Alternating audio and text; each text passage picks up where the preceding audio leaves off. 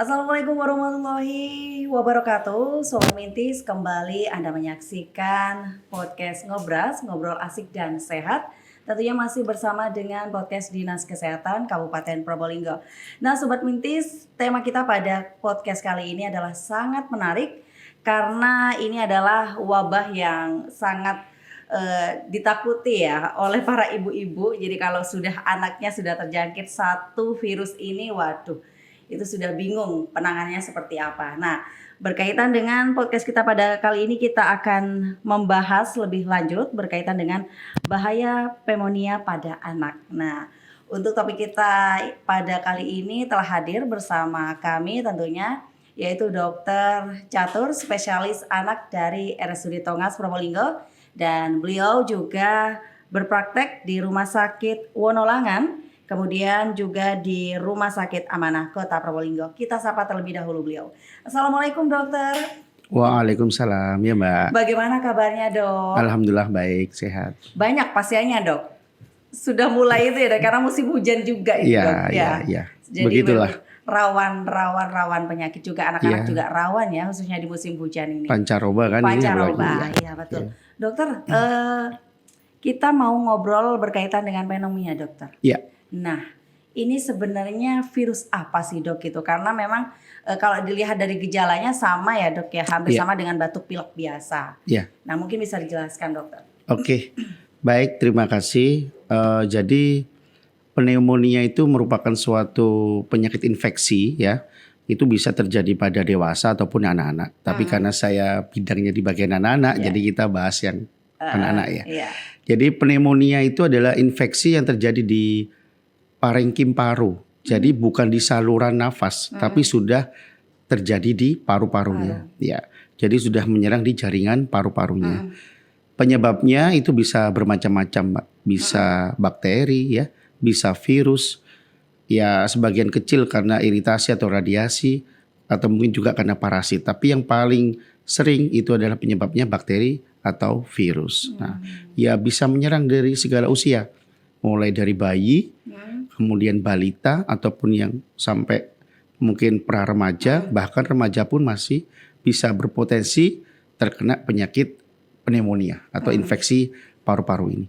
Nah, apa perbedaannya dengan infeksi saluran pernapasan atas ya yang selama mirip ini soalnya tetap ya dok ya? Ya, hampir mirip gejalanya gitu ya. Kalau yang dirasakan kami gitu, masyarakat biasa gitu. Iya, cuman ada perbedaannya. Apa Kalau itu, misalnya pneumonia ini kan dia infeksinya sudah terjadi sampai ke jaringan paru-paru, maka pasti ada sesak nafas. Sesak? Iya, pasti ada sesak nafas.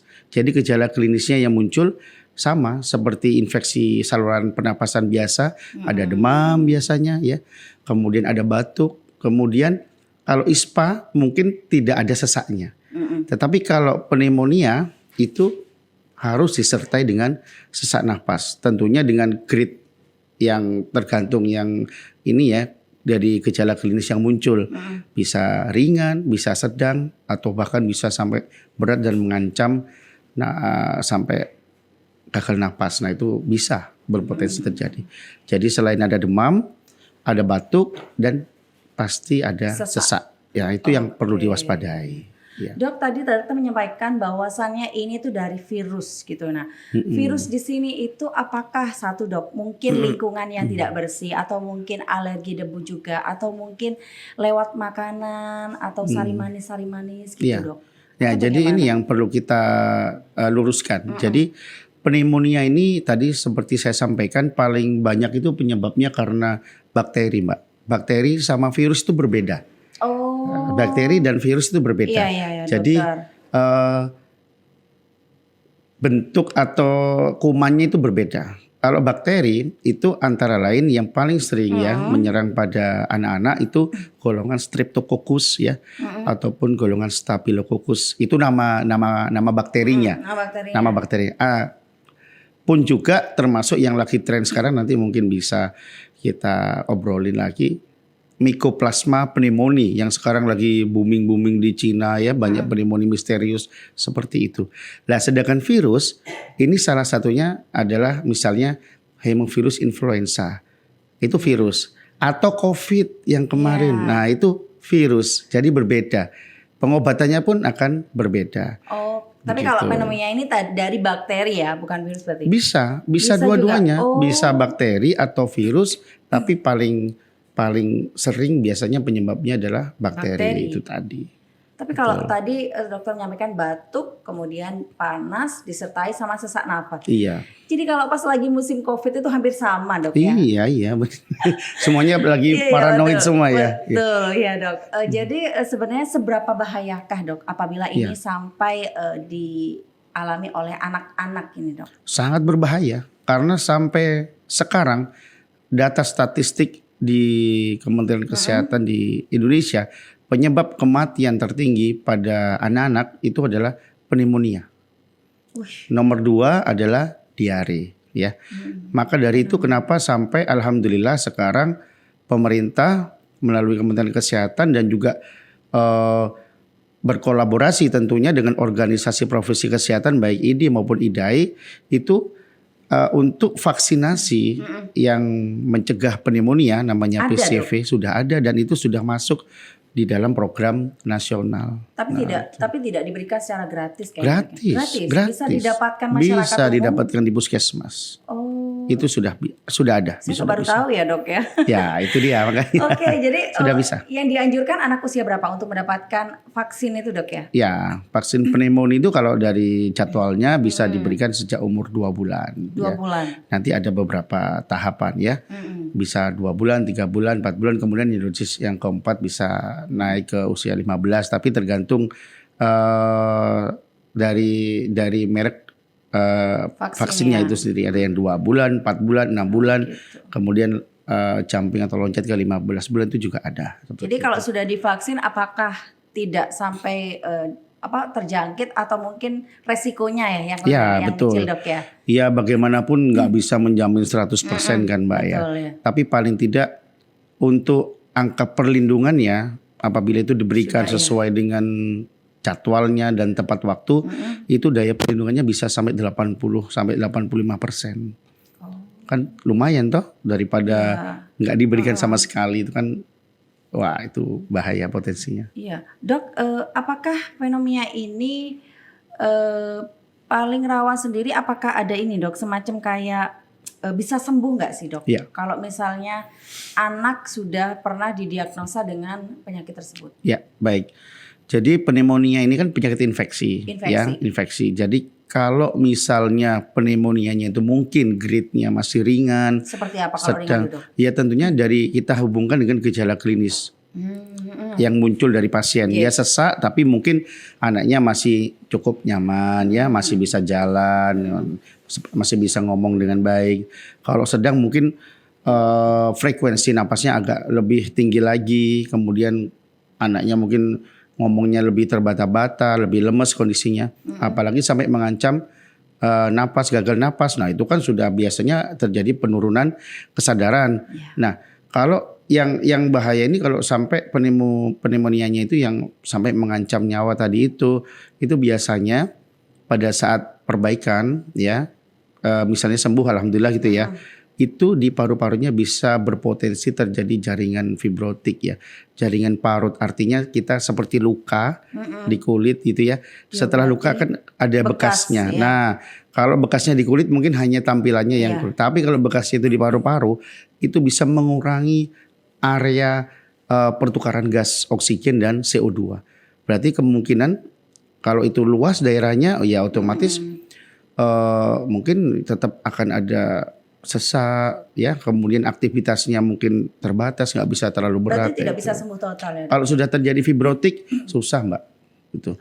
Tapi rata-rata pneumonia itu yang sampai grade-nya berat itu ya tidak terlalu banyak ya, sehingga kalau grade-nya ringan sedang dengan pemberian antibiotik yang proper dan terapi yang tepat bisa sembuh dengan baik, dengan sempurna bisa. Dok, kondisi seperti apa khususnya kami ini sebagai orang tua ini dok, yang memang si anak ini udah harus dibawa ke rumah sakit ini gitu. Kadang orang tua itu masih menyepelekan dok anaknya karena anaknya nggak sambat, dok ya, karena anaknya merasa nyaman aja, nah mereka itu biasa kayak gitu. Nah, Betul. padahal kan harus kita waspadai bersama gitu. Nah, itu Betul. kondisi seperti apa, Dok? Ya baik, sebaiknya kita dengan situasi yang sekarang ini ya, apabila anak-anak kita itu ada demam yang tinggi, kemudian ada batuk-batuk yang cukup frekuen ya, artinya kan orang tua biasanya batuknya kok parah banget ya dok, bisa seperti itu, atau bahkan mungkin istirahatnya tidurnya enggak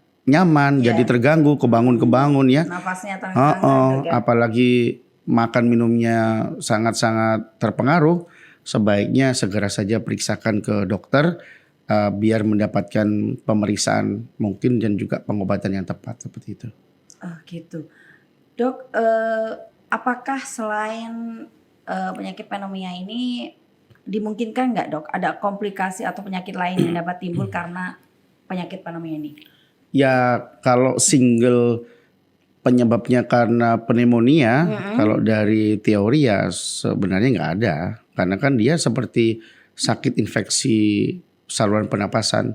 Nah, kecuali yang tadi saya sebutkan tadi itu, kalau sampai terjadi ada jaringan paru yang betul-betul rusak dan kerusakannya cukup bisa membuat gangguan yang signifikan, nah itu yang bisa mempengaruhi nantinya. Seperti itu. Berarti ini ada nular juga sebenarnya dok ya? Menular. Jadi bagaimana kalau biar kita tidak menular? Misalnya nih ada satu rumah yang diindikasikan mengidap pneumonia. Nah, agar tidak sampai tertular itu bagaimana dok? Iya tentunya seperti ilmu COVID yang kemarin. Bermasker. Iya pastilah. Pasti kita harus jaga jarak ya, kemudian memakai masker. Kemudian ya kalau misalnya ini ya cuci tangan ya, seperti itu yang bisa kita lakukan ya. Apakah kadang dok ya ada ini orang yang menganggap bahasanya orang yang tinggal di dataran tinggi itu biasanya rawan sekali terkena pneumonia, betul nggak sih? Enggak Karena ada. mungkin suhunya yang dingin atau gimana? Enggak ada. Enggak ada hubungannya dengan itu. Ya pneumonia tidak ada hubungannya dengan apakah dia dari dataran tinggi, iklim itu enggak ada. Kecuali mungkin kadar HB-nya, nah itu karena kan kalau yang di dataran tinggi kan dia terbiasa oksigennya agak kurang ya, nah seperti itu. Tapi nggak ada kaitannya dengan pneumonia. Kalau dokter Catur sendiri selama praktek khususnya sekarang lagi musim hujan ini dok, banyak nggak dok mungkin anak-anak yang sudah ada di fase mengalami pneumonia? Banyak mbak, hampir setiap hari saya menemui. Gejalanya begitu? Iya, baik di rawat jalan maupun di rawat inap. Pneumonia itu banyak mbak kasusnya. Tapi kalau kita mendiagnosis pneumonia, jadi selain dari gejala klinis ya, kita juga melakukan pemeriksaan fisik terhadap pasien tersebut kan, diperiksa, didengerin pakai stetoskop gitu kan. Kemudian juga apabila memungkinkan bisa ditambahkan dengan pemeriksaan penunjang seperti laboratorium darah dan foto ronsen seperti itu. Karena untuk mengetahui kondisi paru-parunya juga. Betul. Ya, sebaiknya diperiksa foto ronsen juga untuk memastikan apakah diagnosa kita itu yang mengarah ke pneumonia itu betul lebih yakin apa tidak seperti itu, sehingga menambah data kita, Mbak. Sehingga kesimpulannya nanti ke pasien tersebut, oke, ini pneumonia, maka kita harus terapi sesuai dengan pneumonia yang ada. Pernah nggak dok sampai mengalami ada pasien dokter yang sampai meninggal, itu karena apa mungkin dok? Ya pernah ya, jadi intinya karena keterlambatan. Dibawa ke fasilitas kesehatan, jadi pneumonianya itu sudah dalam yang fase lanjut yang berat, sudah sampai mengancam nafas, henti nafas ya, gagal nafas, sehingga otomatis pasiennya pada saat datang di rumah sakit juga tampilannya sudah sangat lemah sekali ya, penurunan kesadaran, bahkan sampai kejang karena dia oksigenasi ke jaringannya sangat kurang sekali, dan infeksinya berat, terjadi infeksi yang sistemik ya di dalam tubuhnya. Nah, itu sudah yang membuat situasi itu menjadi nggak bagus ya. Kondisi pasiennya tidak bagus. Lalu dok, apa nih pesan dokter khususnya bagi masyarakat di luar sana, khususnya para orang tua, agar mungkin lebih perhatian lagi, misalnya anaknya memang mungkin mengalami gejala yang disampaikan oleh dokter Catur. Iya, baik. Jadi pneumonia itu betul-betul harus kita waspadai dan harus kita kenali. Jadi kalau misalnya anak-anak kita ada gejala batuk, kemudian ada demam tinggi beberapa hari, disertai dengan sesak nafas, sebaiknya kita overdiagnosis saja deh. Sebaiknya kita anggap jangan-jangan ini pneumonia. Bawa saja segera putra-putri kita yang mengalami gejala tersebut ke fasilitas kesehatan terdekat untuk mendapatkan pemeriksaan yang lebih tepat dan lebih lanjut itu. Dan juga jangan lupa harus mengikuti imunisasi ya secara rutin. Karena itu sangat-sangat penting dan itu sebuah investasi ya. Dengan diberikan imunisasi maka kita sudah berikhtiar, artinya seperti sedia payung sebelum hujan. Daripada kita sakit, lebih baik kita mencegah seperti itu.